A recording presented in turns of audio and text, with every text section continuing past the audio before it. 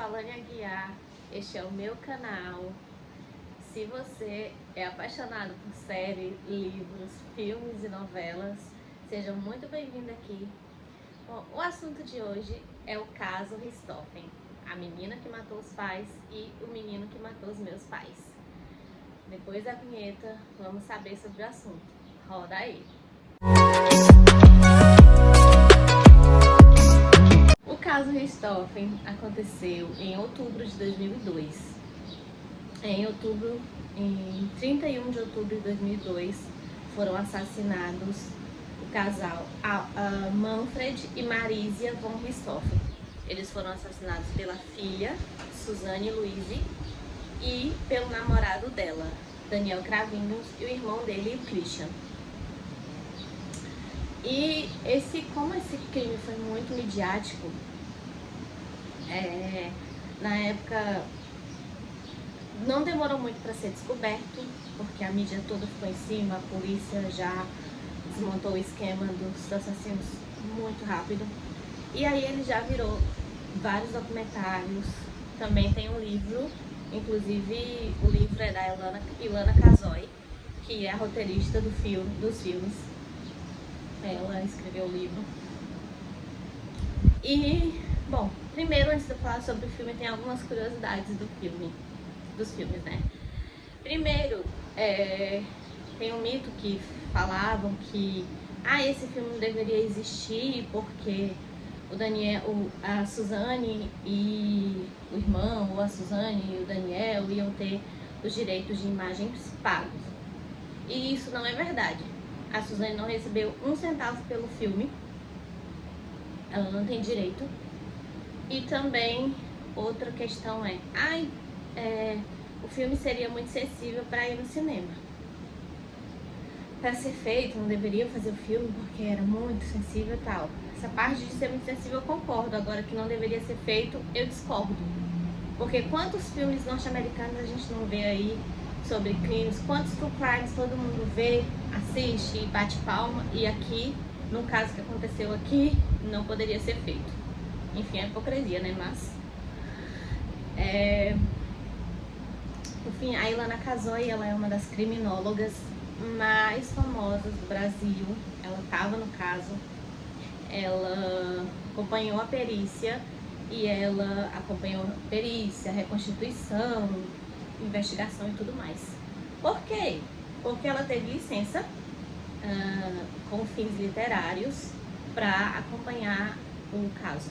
Na verdade, ela estava trabalhando já em alguns outros casos na época que surgiu esse caso e ela estava lá. E, enfim, né? E aí ela escreveu o livro e do livro surgiu os filmes. Por que ela fez esses filmes? Esses filmes, eles contam uma versão, não uma versão diferente, não é uma versão que ninguém sabe, não é nada disso. E também o filme não é uma licença poética.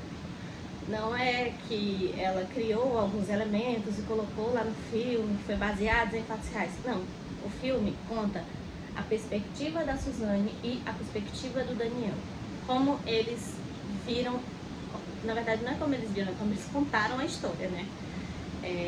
A menina que matou os pais é a visão do Daniel sobre o que aconteceu. A visão não, a versão dele, né? E o menino que matou os meus pais é a versão da Suzanne. Então aí cada um tá contando o que aconteceu durante o namoro, durante todo esse tempo em que eles planejaram o assassinato e tal. O que acontece no filme? Gente, primeiro eu vou falar da atuação da Carla Dias e do Leonardo Bittencourt, que são atuações soberbas. Eles estão muito maravilhosos. O Leonardo eu não conhecia, confesso. A Carla eu conheço desde pequena. Atuações maravilhosas. Todos os momentos o primeiro momento em que a Suzanne é uma menininha inocente, está se passando ali por meiga e boazinha, ela é maravilhosa. Até o momento em que ela tem as explosões, né? Ela tem as explosões de humor, assim, quando ela é, digamos, confrontada pelo Daniel. ela tem umas explosões de humor assim que são o ápice do filme. Ela tá maravilhosa, assim como o Leonardo. Ele é muito bom, não o conhecia, e quando o filme começou eu pensei, meu Deus, quando eu vi ele lá contando a história, eu falei, nossa, que ator. E quando o filme começa e quando vai pro desenrolar da história, quando tanto quando ele tá na visão dele, como quando ele tá na visão da Suzane, são diálogos diferentes, são pequenas mudanças, né, de situações, de cenas ali, porque o filme ele vai se repetir.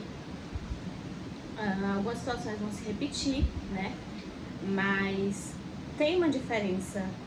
Às vezes é um pouco simples, às vezes a diferença é pequena, mas se você tá atento no filme você percebe essas mudanças que são muito boas e que eles fazem muito bem. Quando acaba o assassinato, que na visão dele, quando acaba, a Suzane, a Carla fez de um jeito, né? Ela queria fazer aquilo, então ela tá eufórica, né? O jeito que ela pergunta se acabou é de um jeito impressionante.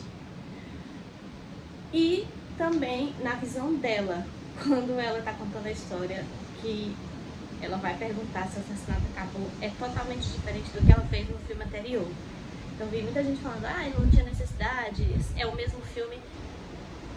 É o mesmo filme, né? Tem muita cena realmente parecida que se repete, mas como eu tô falando, na atuação e nas situações é completamente diferente, então vale muito a pena. Foi muito bom o filme ter vindo pro Amazon Prime Video e não pros cinemas, porque no cinema seria bem difícil, né? Às vezes as pessoas não iriam assistir um filme e depois o outro, como acontece no Amazon Prime.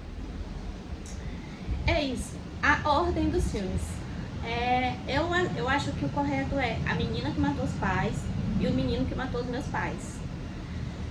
Eles se complementam. Eu acho que, pelo menos pra mim, né? Acho que eles se complementam. Um erro do Amazon Prime Video aí, que não tem audiodescrição, né? Infelizmente, se fosse na Netflix, certamente teria, porque a Netflix está colocando todo o conteúdo nacional com audiodescrição. Na Amazon Prime não tem, eles selecionam e algumas coisas tem. E eu achei isso um erro muito grande. Dificulta muito a vida de quem é deficiente visual para assistir, a gente não sabe dos detalhes, né? Eu não sei os detalhes do filme, de cenas, de fotografia, coisas que eu gosto muito de saber, né? Eu só sei quando tem audiodescrição. Isso foi um erro. A proposta do filme, na minha opinião, não é a proposta que muita gente está pensando que é, como gerar uma discussão sobre quem está certo e quem está errado. Eu acho que a proposta do filme não é essa.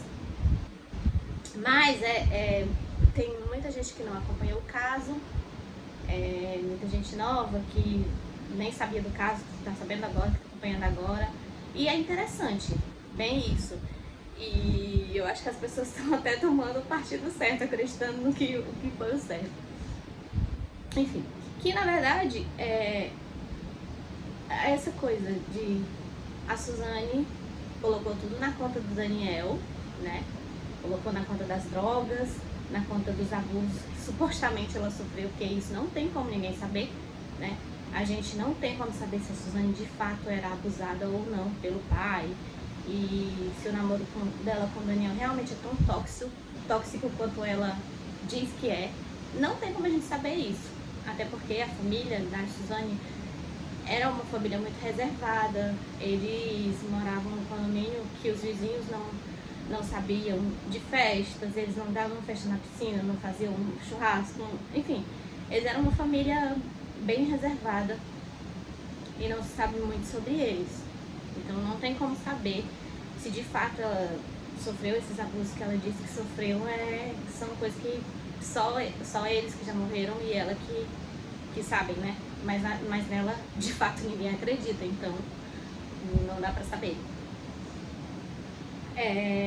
Então aquela coisa, a Suzane quer demonizar, quer se santificar demonizando o Daniel, e o Daniel quer se santificar demonizando a Suzane. Na minha opinião, não tem nenhum santo nessa história. Não dá pra comprar a versão da Suzane. Quer dizer, não dá pra comprar a versão do Daniel, muito menos da Suzane.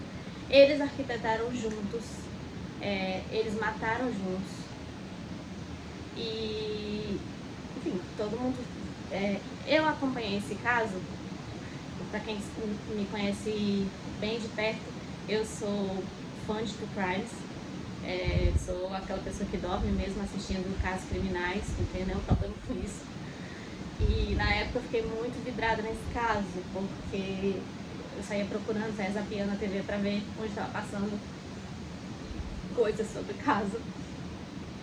E pra ver que eu fiquei meio especialista nesse tipo de assunto, eu acho que nessa época já, por conta desse caso, que eu achei bem chocante.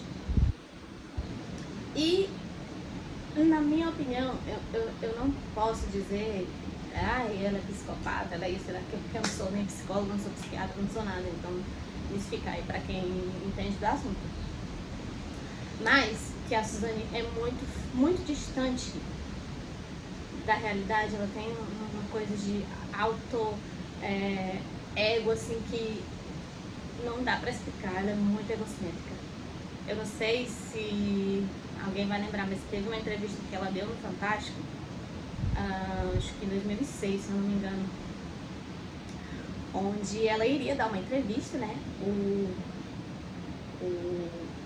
A ideia era que ela desse, a ideia dos advogados e do tutor da Suzane era que ela desse uma entrevista se passando pela menina boazinha que tá morrendo de arrependida e morrendo de saudade dos pais.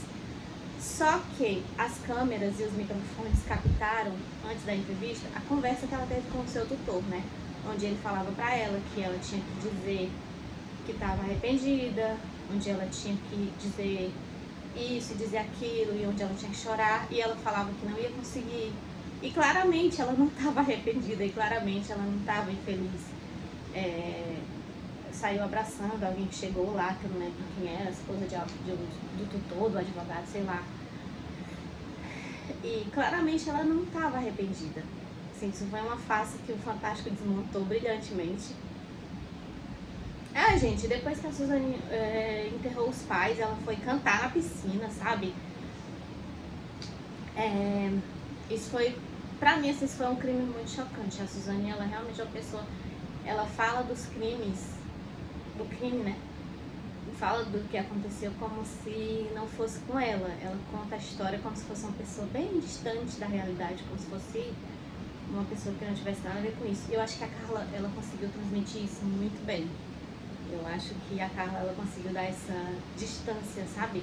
Como se ela estivesse fazendo um personagem dentro do personagem. Isso, pra mim, assim, foi muito brilhante. E a Suzane, ela é assim, né? Ela tá falando disso como se ela estivesse falando de uma novela. E uma novela que ela nem gosta, inclusive. Então, eu acho que o filme vale muito a pena, sim. É um filme muito bom. Outra coisa que é importante saberem, que o filme, ele não dá respostas claras, né? Você também não vai assistir o filme esperando que ele vai te dar uma resposta para suas questões. E se você tá nesse mood de querer saber em quem acreditar, o filme ele também não vai te dar essa resposta clara. Mas, gente, o fato é que a Suzane matou os pais, arquitetou matar os pais, né? O Christian Cravinhos foi o primeiro que confessou o crime. E claramente a ideia foi dela e ela matou os pais, enfim, não importa se a família do Daniel era boa, se não era, se a família da Suzane era boa, se não era. Não importa qual foi o santo, qual foi... O Daniel ajudou a Suzane a matar os pais dela, não importa o porquê, mas ele estava junto. Aliás, os assassinos foram o Daniel e o irmão dele. Os dois agrediram mutuamente o casal, um bateu de um lado, outro bateu de outro, e a Suzane estava lá. Ela levou a água para limpar, levou a toalha, levou o saco de lixo para recolher as coisas usadas, os materiais usados. O Daniel, ele construiu o bastão que matou o casal. Ele era aeromodelista e ele construiu o instrumento com um ferrinho lá, que é o negócio lá que ele usava para fazer o aeromodelismo, e a madeira. Então, assim, É óbvio que eles passaram tempo planejando isso. É óbvio que ele não caiu no crime de paraquedas e boas, né? Então, assim, agora essa coisa de um jogar na conta do outro é normal, né? Eles foram descobertos e é claro que ninguém quer levar a culpa sozinho, né? Você vai ser cúmplice de negócio, vai querer, quando ser descoberto, você vai querer que alguém pague por isso, não vai querer pagar sozinho, né? Então, aí, essa coisa de jogar um na conta do outro é bem normal, que eles queiram se livrar do crime, enfim.